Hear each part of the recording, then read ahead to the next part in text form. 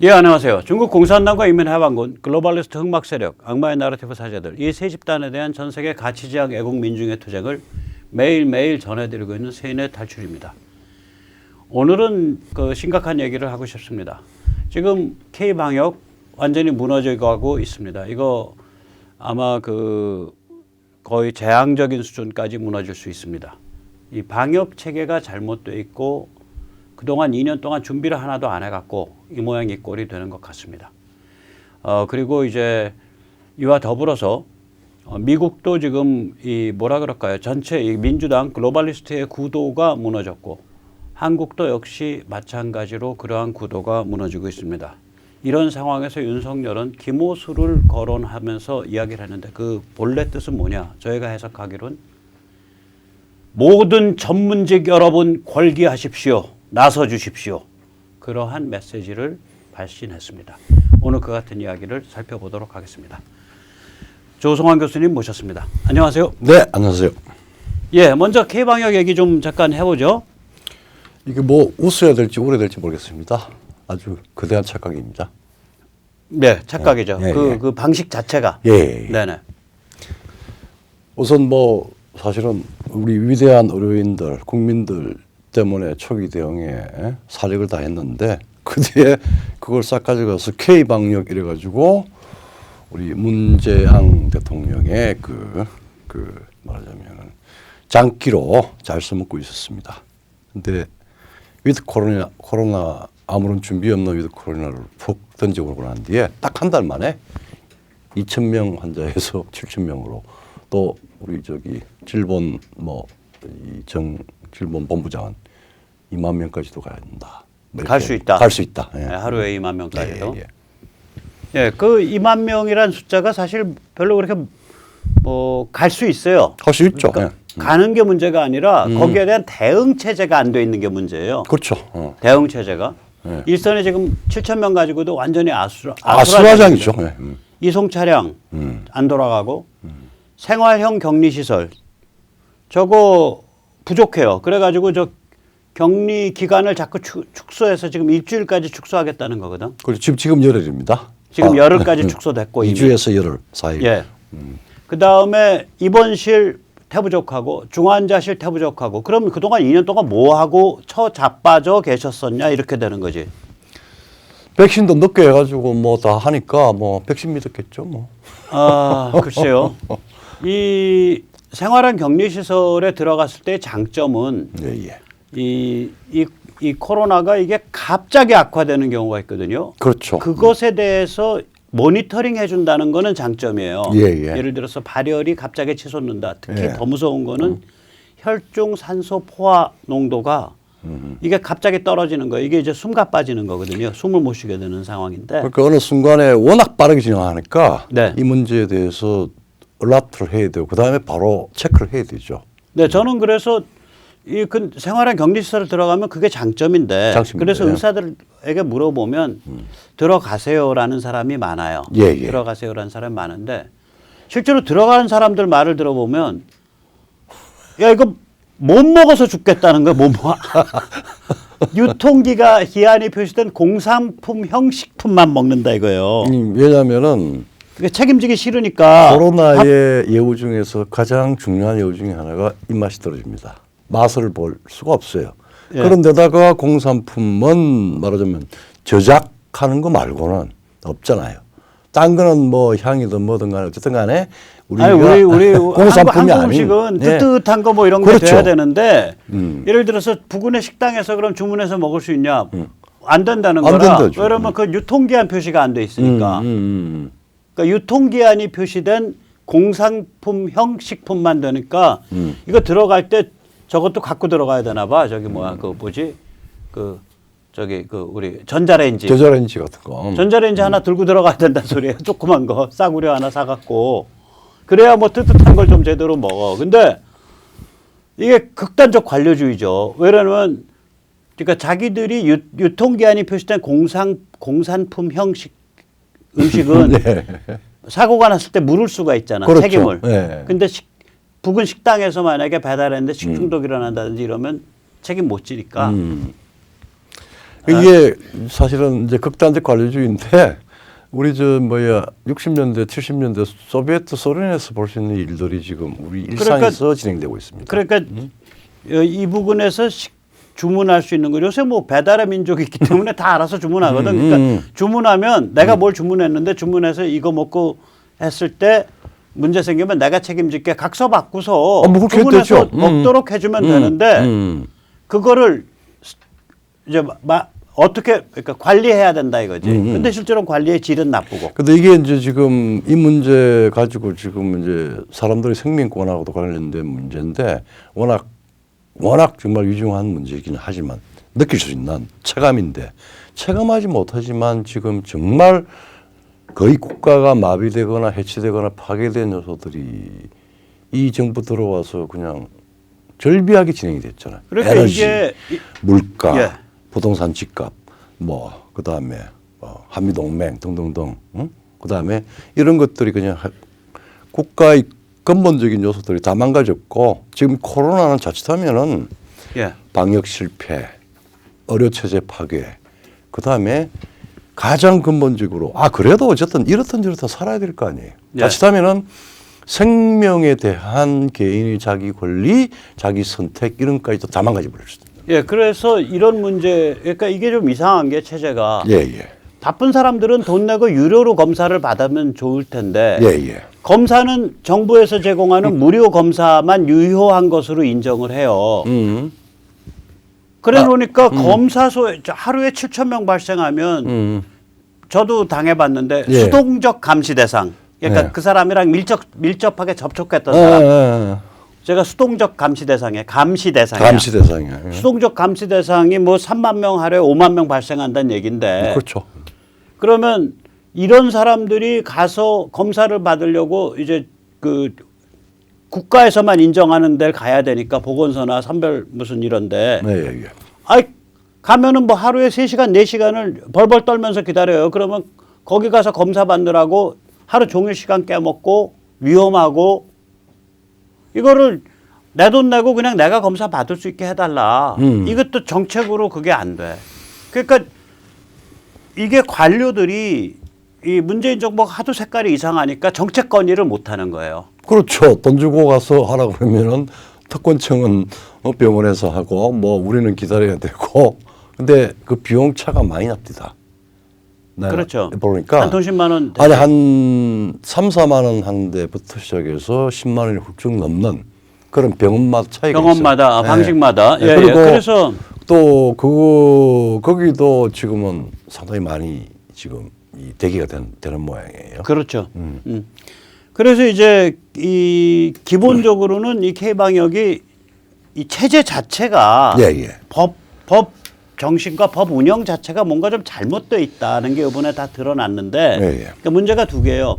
법과 체제가 잘못된 것과 문재인 정부가 준비를 안 한 것. 이게 같이 됐죠. 겹쳐 있는 거예요. 일단 그 좀 법의 무슨 문제인가? 법 정신이 뭔데 이 정신이 사실은 비현실적이다 이런 측면이 있거든요. 그러니까 정신은 기본적으로 국가가 다 알아서 처리를 한다, 국가 관장한다. 이건 절대적이다라고 하는 원칙. 그다음 두 번째 이 방역법에 법률로서 규정된 그다음 밑에 시행령 규칙까지 규정된 게 인간의 근본 헌법적 권리까지도 우선하는 방식으로 정리가 됩니다. 그러니까 말씀을 해주시면 국가가 이렇게 하고 그다음에 사람이 죽느냐 사느냐를 결정하는 부분이 우선인데 격리해서 움직일 수 있는 어떤 이 근거도 없어 규칙에는 그게 없어요. 그러니까 뭐냐면 확진이 되면 격리가 되고 격리하는 그 확진되는 순간부터 국가가 다 알아서 하게 돼 있어요. 그러니까 내가 아파서 내 발로 병원과 내 발로 의사를 못 찾아가게 돼 있다고. 그렇죠. 우리가 지금 이제 그게 전 세계에서 한국만 그렇게 돼 있는 걸로 알아요. 지금 이 상황에서 정확히 이야기하면은 세상에 별로 역사적으로도 존재하지 않았죠. 이게 치사율이 치상률이 한 1%짜리 병인데 1%짜리 병이면 독감에 비하면은 한 3배 정도 돼요. 독감이 0.3%. 그러면은 이게 광범위하게 의사와 의료기관을 아무데나 찾아갈 수 있게 해야 되는 거 아니냐. 그렇죠. 예를 들어서요, 제가 이제 노년층에 들어가기 시작했잖아요. 63이라. 노년층에 걸리는 폐렴 중에 치상률 50%짜리 있어요. 그렇죠. 그거 제가 13만 원 주고서 저기 평생 한 번 맞는 저거 맞았거든. 그거 무섭다 그러더라고. 그러니까 젊은 층은 그 폐렴에 걸렸을 때 그냥 난대. 그런데 노년층이 되면 그 폐렴 걸리면은 2명 중에 1명이 숨진다는 거예요. 코로나와 폐의 관계, 폐 손상과의 아니, 관계를 너무 잘 아니까. 근데 코로나는 이거는 치상률이 지금 조기에 치료 시작하면 1%를 안 넘어요. 그렇죠.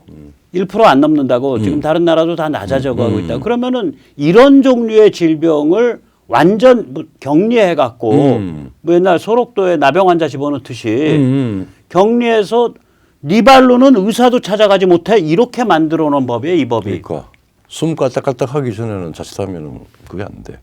지금 이송 체계도 그렇고 가다가 죽을 수도 있고. 예, 그래서 이게 이거 자체를 다시 검토해 봐야 된다. 하루에 10,000명, 7,000명 이렇게 발생을 하면 그냥 집에서 웬만하면 하게 해주고 그럼 1, 2년 시간이 있었으니까 집에서 할 수 있는 기구들을 만들었어야 된다고. 그렇죠. 그러니까 손가락에 끼우면 예를 들어서 열과 그다음에 산소 포화 농도가 모니터링되는 그런 기구. 그게 그 K방역 기구지. 그래서 그렇죠. 집에서 그거 끼고서 가만히 있으면 앱으로 통신하면서 아, 당신 지금 추세가 위험하다. 119 보낼 테니까 지금 병원 가라. 그렇죠. 혹은 당신 발로 차 몰고 병원 갈 수 있냐. 혹은 걸어서 병원 갈 수 있냐. 이런 방식으로 갔어야 되는데 이거를 완전히 그냥 격리시켜 놓고 그러니까 더 웃기는 거는 QR 가지고 무슨 놈의 동선을 다 관리를 하고 웃기는 짓이죠. 그러니까 요새 밥집 가면 사실 안 하잖아. 아, QR 찍으세요. 찍으세요. 안 찍고 들어가도 모른 척해 그냥. 그거 뭐 전화도 있어요. 전화도 있어요. 걸으세요. 백신 패스 뭐 해가지고 하는 데도 있고 안 하는 데도 있는데 그것도 네. 서버가 저기 뭐야 폭주해가지고 터져가지고. 제가 그날 서버 안 폭주한 날 네. 패스 받으려고 그랬다가 네. 하루 종일 못 받았어. 그 다 다음 날 받았어. 참 저도 이 백신 패스 가지고 여러 가지 문제도 많고 있는데 그 백신 패스 전에는 사실 저 QR 코드를 한 번도 내가 만들지도 않고 찍지도 않았어요. 저도 그랬어요. 그랬는데 이 백신 패스는 사람은 만나야 될 거 아니에요. 예, 그래서 저도 이제 어쩔 수가 어쩔 없었죠. 수 없이 만났습니다. 그리고 예. 이제 저보다 이제 그 고령층인 분들을 자주 뵈니까 예. 이제 사실 저는 확률이 훨씬 낮죠. 기저질환 없고 나이가 지금 만으로 62이니까 확률적으로 보면 거의 치상률이 없는 확률이에요. 이게. 그렇죠. 근데 예. 이제 예를 들어서 대선배 되시는 뭐 83살 대선배를 뵌다. 네. 저보다 20년이. 그럼 사실 뵌다는 것 자체가 좀 미안해. 미안하죠. 그러니까 제가 할 도리는 다 해드리고 싶더라고. 그런 경우 그렇죠. 때문에. 네. 자, 그래서 이게 지금 체제 자체가 국가가 격리하고 치료를 전담하니까 너는 꼼짝 말고 있어라거든. 근데 격리 치료가 만약에 국가 체제가 마비돼 버리면 어떻게 되냐? 그러면 꼼짝 말고 있어라만 남는 거야. 지금 그 현상이 벌어지고 있는. 그래서 이제 뭐 이게 뭐 정확히 이런 방식이 전체주의 방식으로 갑니다. 국가가 매사에 다 국가가 내 삶을 책임진다고 그랬잖아요. 예, 책임진다고 해놓고선 책임 해놓고 못 지는. 책임 못 지고 그 다음에 가다만 놓는 거지. 가다만 놓고 결과는 굉장히 나쁘고. 이게 중국에서 저기 집 밖에 못 나오게 현관문에 아파트 현관문에 용접하는 거랑 뭐가 다르냐고. 전혀 다를 게 없습니다. 그리고 거기에 무슨 죄를 지었다고 별 정상도 없고 뭐 콧물 조금 흘리고 그러다가 이제 뭐 목도 조금 하다가 스톱했는데 언제 어떻게 내가 이 저기 코로나에서 벗어났는지 뭐 벗어나지 않았는지 어떻게 됐는지 또 이러다가 말하자면 크리티컬 포인트를 넘어가지고 어떻게 될지 그 사람을 24시간도 아니고 며칠 동안이나 극단적인 공포와 극단적인 상상을 하게 만드는 그거는 사실 격리도 테러. 자가격리로 싹 돌아야 되고 자가격리 원격 모니터링으로 싹 돌아야 돼요. 돌아야 됩니다. 예. 그런 뭐 블루투스로 연결하는 그런 거를 빨리 못 만들면 그냥 저기 그 산소 포화 농도 그 저기 재는 거 그거라도 대량으로 확보해서 나눠주고 저기 그 시점마다 체크해서 사진 찍어서 올리게 카메라로. 아 그리고 뭐 근데 어. 집에 뭐 아파트 이제 뭐 예, 4인 그리고, 4인 가족은 요새 좀 드물고 어. 나이가 들면은 2인 가족이 많고 뭐 한 3인 뭐 그러더라도 집안에서 격리를 하면서 상당히 멀쩡하게 움직인단 자가 말이에요. 격리로 바꿔야 되고. 그리고 그러면 이제 그다음에 소독이라든지 이제 이런 건 자체에서 예, 할 수 있고. 자가 격리로 바꿔야 되고 이 그러니까 이 환자를 접촉할 수 있는 의료 시설과 의사의 폭을 확 넓혀야 돼요. 넓혀야 돼요. 네. 아니 미국이나 다른 나라는 그냥 동네 병원을 간다고요. 가죠. 못 가게 돼 있잖아. 그러니까 우리는 못 가게 돼 있어요. 그 다음에 이제 병실 넓혀야 돼. 그러니까 문재인이가 뭐를 했는지 모르겠어. 이런 그 블루투스형 이런 격리 모니터링 단말도 안 만들었지. 예. 병실도 안 지었지. 집중치료실 ICU 예, 예. 저기 중증 환자 들어가는데 거기도 안 지었지. 한 게 없는 거야 얘. 그리고 지금 우리가 보건소 있지 않습니까? 네. 보건소에서 평상적으로 보건 행정을 담당하는 사람들보다도 훨씬 더 많은 예비 인원들까지 해서 말하자면은 뭐 집에 가정격리든 아니면 생활인격리든 뭐든 해가지고 말하자면은 이 국가가 책임을 질 것 같으면은 코디네이트는 해줘야 된단 말이에요. 중개는 해줘야 돼요. 아, 이런 상태 같으면 이렇게 해서 하고. 근데 24시간 전화를 안 받는데요. 그러니까 자원을 해서 자원을 해서 의대생과 예를 들면 간호전문대생, 간호대생들을 자원으로 차출했어야 될 거 아니야. 이제 그거는 중요한 이야기고 지금 어떤 게 이야기냐면은 제가 한 케이스를 들은 이야기를 할게요. 같은 구청에 전화를 하니까 거의 24시간 동안 계속 불안하니까 전화를 들고 있는데 가정집에서 하면서 격리된 자가격리된 상태에서 전화가 안 돼.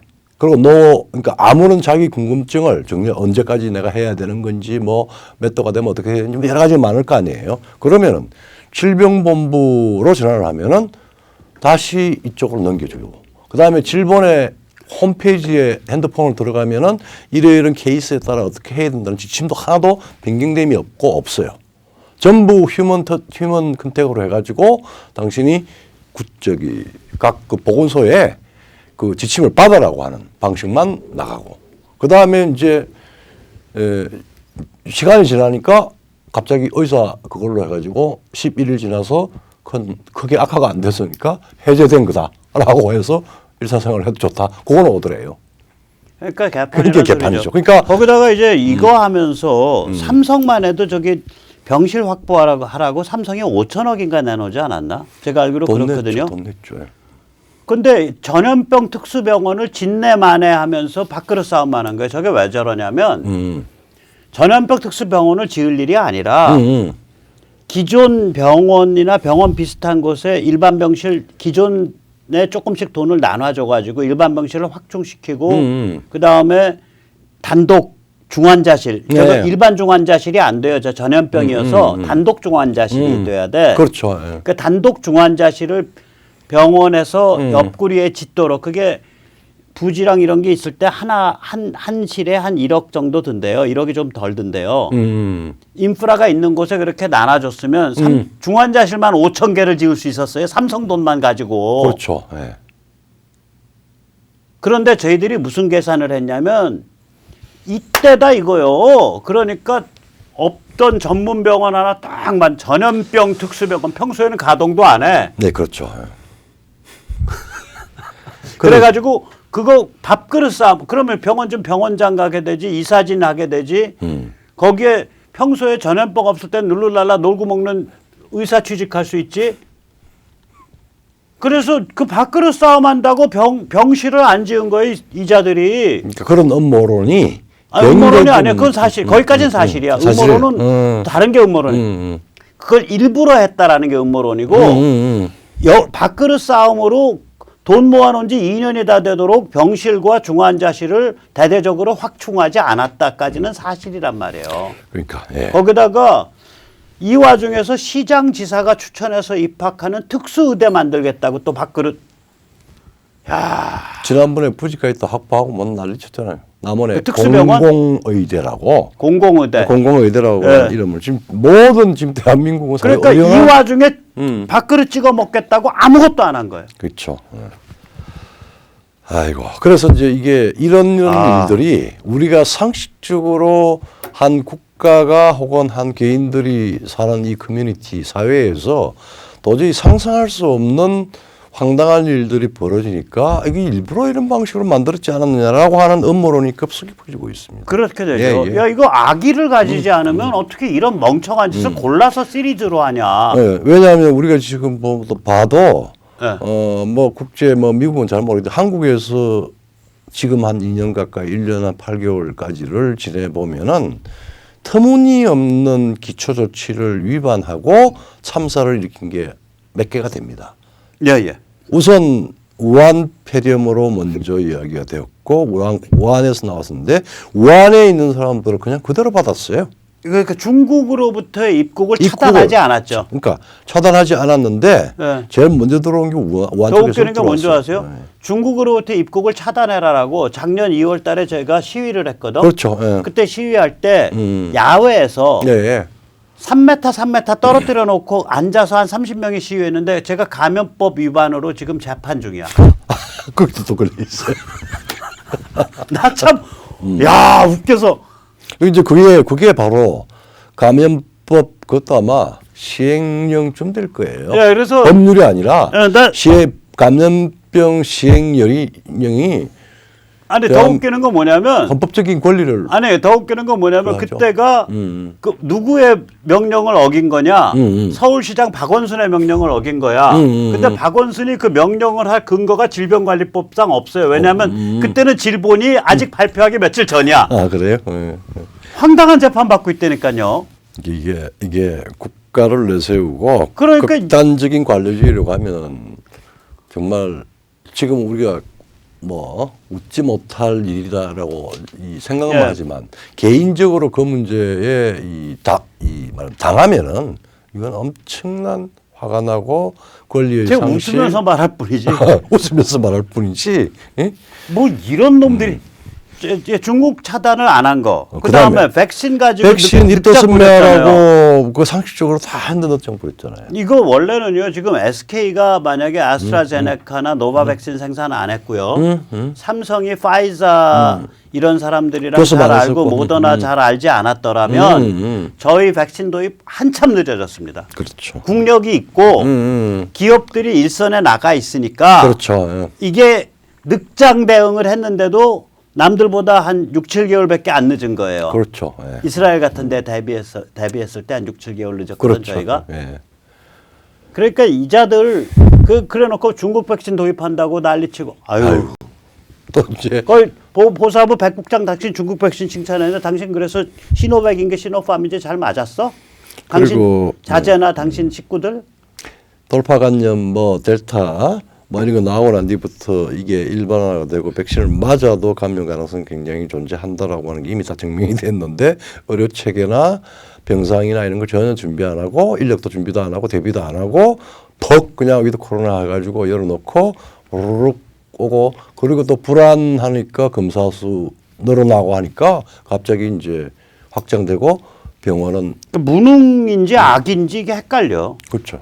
그다음에 치료제도 똑같아요. 네, 며칠 전에 한 일주일 전에 뭐 치료제 사온다고 1,몇백억 쓴다 그러는데 네. 그게 그러니까 이거 머크를 사겠다는 건지 아니면은 파이자를 사겠다. 머크는 지금 오케이가 나와 있고요. 예, 예. 파이자는 오케이가 안 나와 있어야지. 예. 그런데 더 재밌는 건 필리핀급에 지금 필리핀인가 베트남인가 기억을 못 하는데 거기 우리보다 2달인가 3달 앞서서 이미 입도선매를 하고 있었어. 그러니까 뭐 브라질, 필리핀 이런 데들이 그러니까 이 치료제 도입도 굉장히 늦은 거예요. 이게 머크도 그렇고 파이자도 그렇고 이게 먹는 알약 타입들인데 예. 바이러스 아날로그 방식이에요. 그러니까 뭐냐면 바이러스의 그 증식 그 과정을 중간에서 끊고 들어가는 방식이에요. 네. 예약들이 이제 장기 복용하게 되면 부작용들이 있어요. 네. 인터페론 같은 것들. 네, 그렇죠. 그런데 이게 보통 한 5일 코스니까 부작용이 없다고 보셔도 돼요. 네, 이게 단기 복용이기 그렇죠. 때문에 이 질병. 그러니까 항상 달아놓고 먹는 약은 아니다 이거지. 잠깐 왔다 가는 거니까. 예. 한 4, 5일 먹는 약이라서. 근데 문제는 뭐냐? 머크는 좀 성능이 많이 떨어지고 파이자께 성능이 좋은 걸로 지금 이 의료 보고서 나오고 있거든요. 그럼 입도 선매했냐 발표해라. 이거 불안하니까. 재밌는 이야기 하나 할까요? 아까 자가격리하는 집에서 사는 사람이 저 뭐야 생활형 격리 가면은 말하자면 공산품 식품을 제외하고는 안 된다고 그랬잖아요. 근데 네. 하도 불안하니까 딴 거 없고 비타민 C, 비타민 D가 있으니까 거의 질리도록 귤을 먹고 그다음에 비타민 E를 중간에 먹고 그랬대요. 그러니까 한 5일 지나가니까 뚝 떨어지더래요. 그렇죠. 비타민 C, 예. 바이타민 D, 아연, 그러니까 비타민 C 이게 아주 저항력을 기르는 데 그리고 아주 열심히 가져가고 가서 맞습니다. 동거를 하니까 그 알코올 있잖아요. 모든 문 손잡이 뭐 하고 환기시키고 거기 계속 닦고 그다음에 그다음에 완전히 각방 따로 쓰고 아주 잠깐만 보고 다 격리자만 놔놓고는 다 나가고 뭐 그러니까 문제 없었대요. 아, 집에서? 집에서. 저는 집에서 그러니까 식탁에서 같이 밥을 먹는데 저거를 그러니까 이 덤젓가락, 네. 덤숟가락을 저랑 식사해 보시면 제가 그 그렇죠. 전부터 작년 지금도 초부터 그러잖아요. 덤젓가락, 덤숟가락 쓰잖아. 그렇죠. 예, 예. 그거 쓴 지가 그걸 계속 쓰고 있죠. 아이고 이제 뭐야 오미크론이 무슨 뭐 공기 전염도 된다고 그러니까. 자, 이렇게 이제 문재인이의 이 일당이 황당한 짓을 이게 악의를 가지고 하는 건지 바보라서 그런 건지 황당한 짓을 계속하고 있기 때문에 대한민국 전문가들이 이제 나서야 됩니다. 영어로 이야기하면 devil or idiot. 전문가들의 소신 행동이 아주 절실한데요. 예, 예. 한번 그 전문가들 움직임을 한번. 최근 뭐 한 2, 3개월 전부터 이제 아주 중요한 결정적인 문제에 대해서 이제 소신 행동이 이제 나오기 시작을 했죠. 네네. 특히 이제 지금 사실은 탈원전이라고 하는 건 이건 좀 막 황되고 극단적인 선택인데 네네. 이미 탈원적 레임덕을 넘어서 잘못됐어. 그러니까 직접 그 대한민국의 원전 한전과 한수원 사장들이 국민 의사 좀 물어봐야 된다. 그리고 이건 지금 탈원전 이거 자체가 잘된 선택이 아니라 위험스럽다. 그리고 국민 의사까지 묻자. 뭐 이런 의사까지 나왔어요. 네, 이게 지금 중요한 한수원 이야기죠. 사장, 한전 사장 정도면 저게 예. 그 지금 통상자원부라고 부르죠. 산업자원부. 산업자원부라고 산자부. 지금 하도 이름이 바뀌어서 지금 아마 산업부인가 모르겠네요. 산업부. 예. 산업부 저게 제1차관이 퇴직하고 가는 퇴직하고 급이에요. 갔죠. 예. 그러니까 준 장관급이에요. 그러니까 저게 굉장히 핵심적인 부서고 돈도 많이 다루는 부서기 때문에 저게 사실은 문재인 사람이라고. 당연히요. 그런데도 불구하고 나중에 자기가 책임지기 싫고 너무 상황이 크니까 네. 야 이거 탈원전 안 돼라는 깃발을 한수원 사장, 한전 사장이 들었다. 동시에 들었죠. 예. 그래서 한 달 정도 사이 두고 들었어요. 그 다음에 이번에 선관위가 또 재밌는 결정했죠. 지난번 뭐 선관위에 대한 우리 뭐 여러 가지 의혹도 있고 한데 이미 이제 이 크레딧이 다 떨어졌지만 이 여당에서 원주의 송모 의원이 이재명 후보가 이제 그 전부터 형수한테 퍼부은 욕설이 있지 않습니까? 저도 욕 잘하는데 이재명이한테 내가 하는 말이 있어요. 야 졌다. 졌다죠. 졌다. 그건 노멀한 상태에서는 아닌 것 같은데 네. 어쨌든 이 녹음 공개는 그 원본 자체를 공개하는 거는 선거법 위반이 아니다. 근데 이게 네. 굉장히 큰 문제거든요. 그전에는 이걸 법적으로 걸어놔 가지고 네. 지난번 경기지사 할 때 그리고 또 아마 저기 네. 그 어디야 지금 국힘당이죠. 그래서 공개를 한번 했다가 여러 가지 이제 뭐 법적인 시비가 붙고 이래 가지고 또 좀 들어가고 이렇게 그거 이제 원본 파일 보내면서 몇 분에서 몇 분 들으세요. 뭐 그렇게 해도 되는 아니 거고. 그거 안 들어도 그거 녹취해도 되는 거고. 그거 안 들어 녹취해도 되는 거고. 그래서 원본이 공개된다는 얘기는 녹취가 된다는 된다는 얘기니까. 거죠. 예. 그러니까 저건 뭐 막을 수 없는 거고. 네. 유튜브에서는 또 그걸 뺐습니다. 벌써. 그래서 그렇게 선거법 위반 아니다. 네. 근데 뭐 욕설이 한두 가지 버전이 아니고 서너 가지 버전이 있습니다. 네네. 다 들어봤는데. 예. 자, 이거 선관위 주권의 행사를 투표를 관리하는 데 아닙니까? 네, 이게 그래서 이거 그러니까 이 선관위도 눈치 보는 거지. 이제 눈치 이런 보는 것들은. 거지. 예.